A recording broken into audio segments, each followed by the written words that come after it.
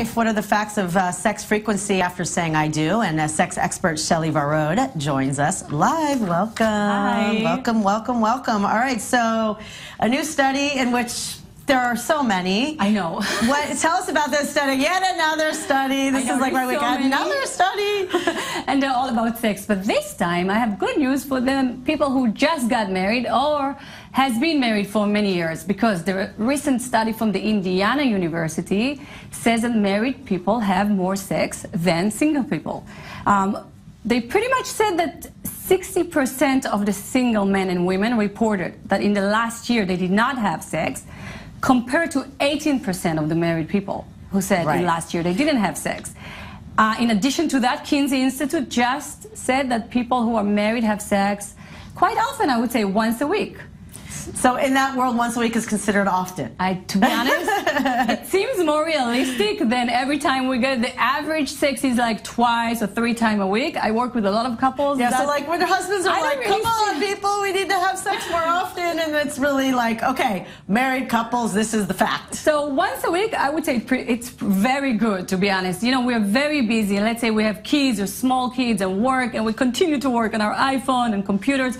So once a week, it's pretty good for the average. However, they also say that if you don't have sex very often, and some people, sometimes they cannot have sex for a few, 3, 4 months, and it can go on and on and on, then it leads to a lot of fight, and of course there is more couples who split or want a divorce because they do not have sex. Right. But also, does it show that the frequency also has to do with the state of the relationship, because sex becomes a different thing when you're married, agree, right? and there is phase in your life, especially in every married couple, there is a phase that they may not have sex, like after delivery, after a baby. And it's common, and people they're really getting stressed if they didn't have sex for, let's say, 8 weeks. They're stressing out, and mummies just had a babies are like, I have to start having sex again with him. And I'm like, yeah, they want to be with the baby, and they feel that they have to do it. And like I always say, it's very normal. It's normal not to have a phase without it. Just don't let it get, you know, for 6, 7 months. It really starts. Well, that's when you get people going outside of marriage. That's like kind of the fine line. So, but also, what do they attribute? Yes, it's true married couples have more sex than singles, but that's just because singles are not having it as often, right?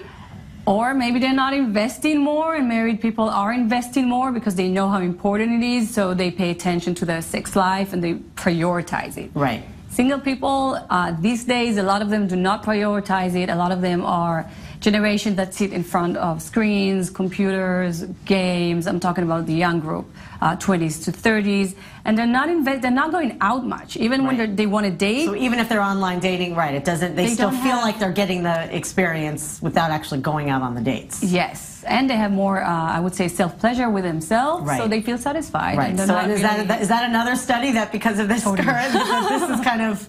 This is another study. It's just, I mean, I think we're going to see over the years more continued repercussions of the kind of the world we're living in. People are, like you said, much more antisocial and living in virtual reality. Yes, they start following the sex habit of the new generation, and to make sure to see what's going on, because we have to have sex to. Right.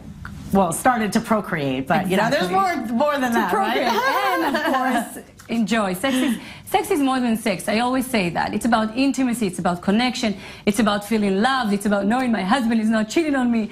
It's about communication. In fact, the couples who communicate in bed about their desires are the couples who stay stronger in life, because they open the most sensitive subject and they talk about it. What I really want, what my needs in bed are, and then they translate it into their relationship. And then it tends to be that they're very, very strong couples. So if you're not the kind of person who talk to your husband about what you want, or the husband are shy to say what they really desire in bed, I would say that will lead to more problems. So you can even just text open it up and spit it out, you can even, Thank you so much.